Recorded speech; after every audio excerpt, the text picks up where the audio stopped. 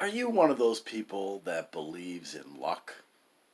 Well, the truth of the matter is luck is a superstitious notion that we have that that is an explanation for why good or bad things happen to us and why some people seem to have a lot of good things happen to them and other people seem to have a lot of bad things happen to them. The truth of the matter is just like many other things like the story of Santa Claus with children, there's a real explanation and it has nothing to do with the myth, in this case of luck. I'm not going to just talk about luck. I actually want to explain to you what life is really about in a very kind of neutral way. So there are two basic events in your life, and when I say that, I'm not taking into consideration like well, you breathe. That's an event, yes. But that's actually a third category of event, and that would be an automatic event, that under normal circumstances nobody has any control over. But most events fall into one of two categories. They fall into the category of chance or choice, and the truth of the matter is that some of the chance events are not as not as coincidental, I guess I should say, as you might believe. So you may feel like you're really unlucky. I'm going to tell you right now, if you are an advocate of Murphy's Law, dump that in the garbage right away. Because Murphy's Law is just an excuse to take away responsibility from whoever's using it from the mistakes that they're making. Okay? Now, granted, there are entirely random events that happen all the time. Okay?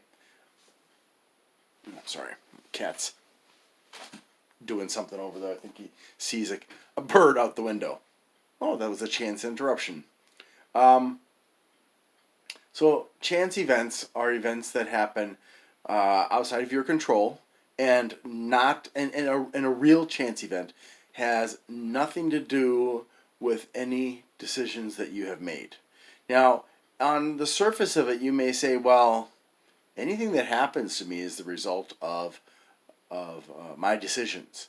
And there's no such thing as chance. Well, the truth of the matter is yes and no.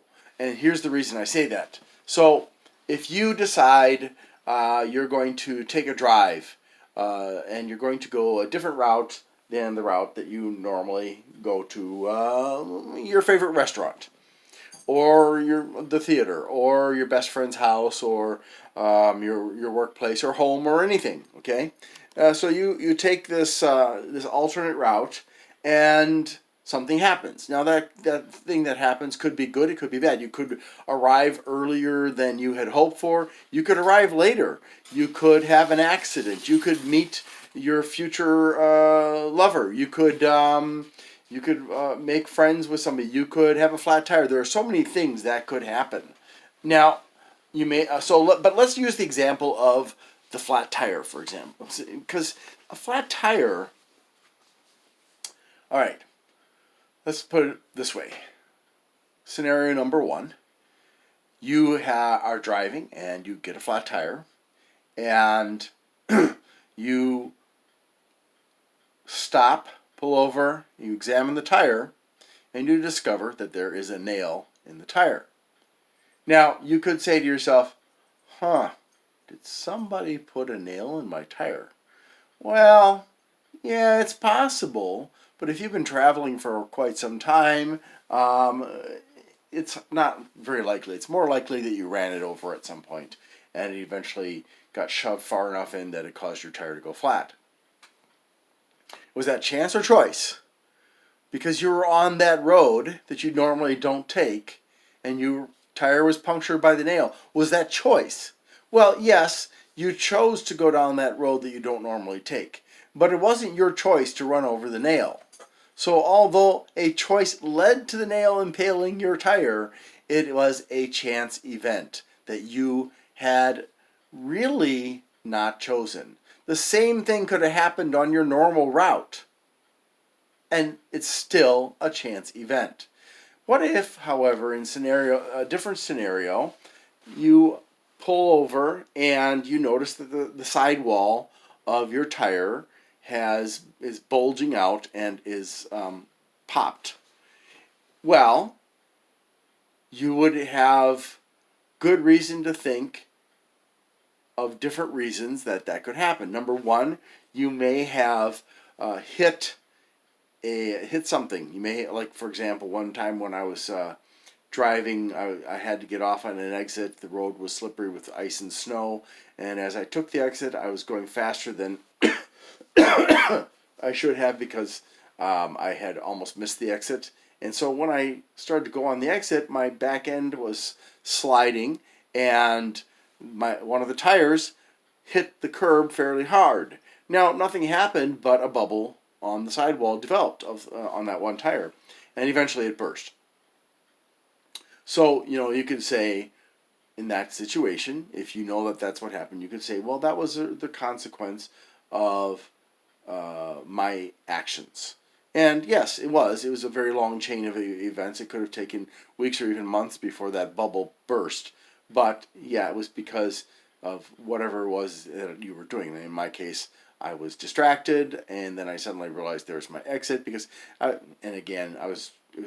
I don't really remember for sure, but I'm pretty sure I was distracted between thinking about something and just because the driving was difficult because of the amount of snow on the road. This was up in Wisconsin. But still, I should have paid less attention to thinking and more attention to driving, and I wouldn't have had eventually to had that flat tire and had to replace the tire. But what about in a third situation where you get off the road and you investigate the reason that the tire is flat, and there's no obvious reason for it? You can't find it. Now, you could say, well, it's my fault because I bought that tire. Um, Nobody damaged it. I didn't run over anything. I didn't damage it through my own negligence or something like that. It just popped or the valve leaked or something like that, and that's my fault because I bought that tire. Well, no, it's not your fault because you could have bought any of a million other tires of the same exact model and year and so on and so forth, exactly identical, and it wouldn't have happened, or it would have. But either way, that's not your fault. You were not involved in the chance event. You were involved in the decision to buy that tire, yes. But in having the flat tire, you were not involved, okay? So you have to be careful to not lay blame on a person when a chance event is preceded by one or more choices that may correlate but don't cause the chance event, okay? Now that's chance, and we have chance events happen to us on a regular basis, and you can reduce the number of chance events you have, but you cannot eliminate them because there are just too many factors. One example of how to reduce chance events is before you get in your car, because we were talking about driving. Before you get in your car, always check all four tires. Check underneath your car. And check that everything looks functional before you start driving. You'll reduce the chances of having problems with your car as a result of just doing that. And it only takes, maybe 15, 20 seconds for you to do that. That's one example. Another example is that you make plans for everything that you do. And you don't have to be like horrible, intensely meticulous about your plan making, but you need to have a fair amount of detail to the plan so that things go according to it, and you may even have some contingency plans in the event that things go awry. And that can help to reduce the situation where chance events occur. But there are a number of chance situations that occur that aren't chance, really. Now, if you've watched a lot of my videos, you've probably heard me talk about the time I was in Singapore, and I had what seemed to be an entire series of events that were pushing me to become a Buddhist. And at the end of it, I explained why that was not the case. By chance, I had chosen to rent a room in a hotel that was in a heavily Buddhist area. And so, sheerly by chance, I had no idea that that was a Buddhist area within Singapore. I had no idea that there were a bunch of Buddhist temples in that area. I had no idea that I was going to be coming across several bookstores that specialized in Buddhist thinking. I had no idea I was going to meet a bunch of Buddhists who were going to lead me in that direction, okay? So that was sheerly by chance because of one thing, that I chose to go into an area that was heavily Buddhist, although I didn't know it. So it was chance because I did not know. Now, if I had gone into it knowing that was a Buddhist area, then that would be a little bit more in the direction of choice. I'd be stacking the deck, right? So you can stack the deck to make it seem like God is being involved in your life when really it's just random chance, or it's because of context, or the situation is kind of rigged in a particular direction. But what I mean by chance events that can occur because of choices you make, where it isn't really chance anymore, is, say, okay, if you are somebody who, again, subscribes to the belief that anything that can go wrong will go wrong, well, first of all, you're wrong. The truth of that is you are very wrong, and because you wouldn't even be alive right now. None of us would be if Murphy's Law were correct. Anything that can go wrong, anything is the key word there. That means everything, okay? So every possible wrong turn, wrong event will happen. Well, you'd never make it from your bed to your bathroom, okay?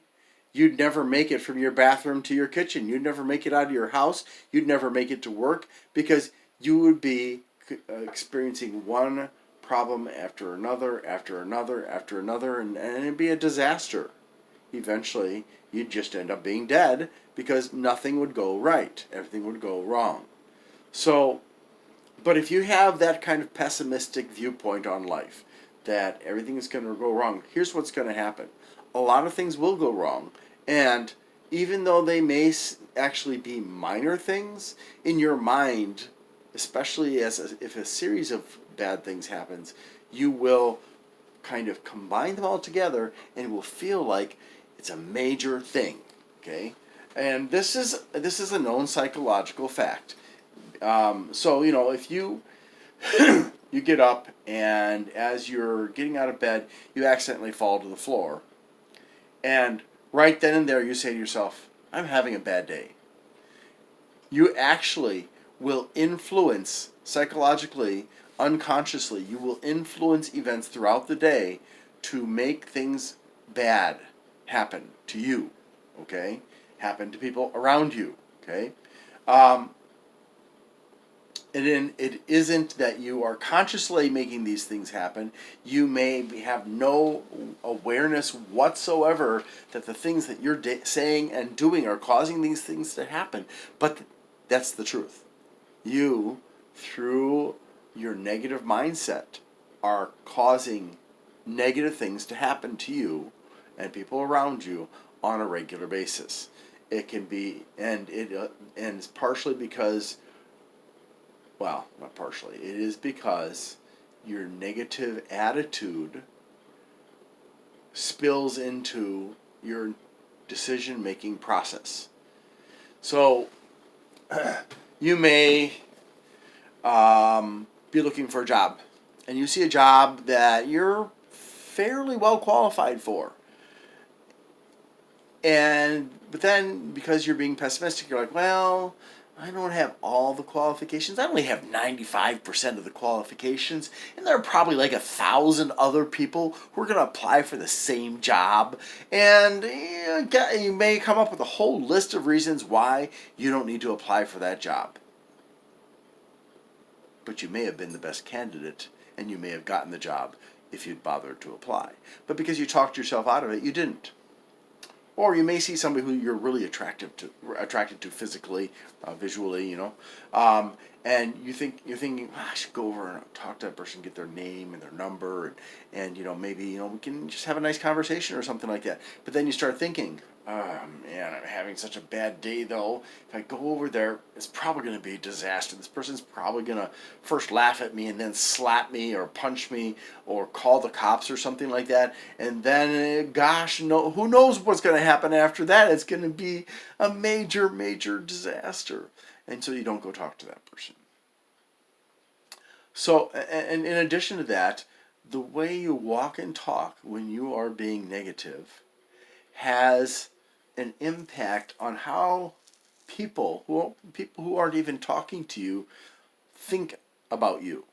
So they'll see a difference in your body language. They'll hear a difference in the way you speak. They'll see a difference in the way your face is moving, the way you're expressing things in a nonverbal way, the gestures you have. They'll see like if you're, how your shoulders are. They'll see, if you're like this, and they'll notice all those factors and put those all together, and consciously or unconsciously, they will make judgments about you that may be entirely incorrect and only valid within that situation in that moment. But sometimes those judgments can be very, very dangerous for you. Now, I'll give you an innocuous example. You go in and you've got a negative attitude for a job interview. You go in there thinking, I'm not going to get this job. So your attitude in the interview, even though you don't intend to do that, your attitude toward the interviewer, toward the job, will come across as being negative, as being disinterested, as being, I'm just here because I'm patronizing you. I'm just, I felt bad for your company. I knew you were having trouble finding somebody, so I'm not really here because I want a job. I'm just trying to make you feel like people want to work at your company. So that is a kind of an innocuous example. But on the opposite end, if somebody is looking for a victim, like a criminal is looking for somebody to rob or to mug, and they see you and you're walking with your head's kind of down and you're walking in a way and that makes you look like you're sad or vulnerable, that criminal is going to target you. They're going to come at you. And they may stalk you, and they may spend weeks stalking you or months stalking you, and then you will be the target because of your negative attitude that you were expressing through body language, through verbal expression, through everything that you were doing. So you can set yourself up for chance events that are not chance at all, that you have provoked because of choices you have made in your life. So those are chance events that are not really chance events. And then of course there are the choices, and life is full of choices. Breathe or not breathe, eat or don't eat, drink or don't drink, go to the bathroom or don't go, walk or drive, or do I wear an extra layer of clothes today? Should I bring my umbrella? Should I put on shorts? Do I need a hat? Do I need to bring some extra food to lunch today? So life is really a very, very long series of decision making.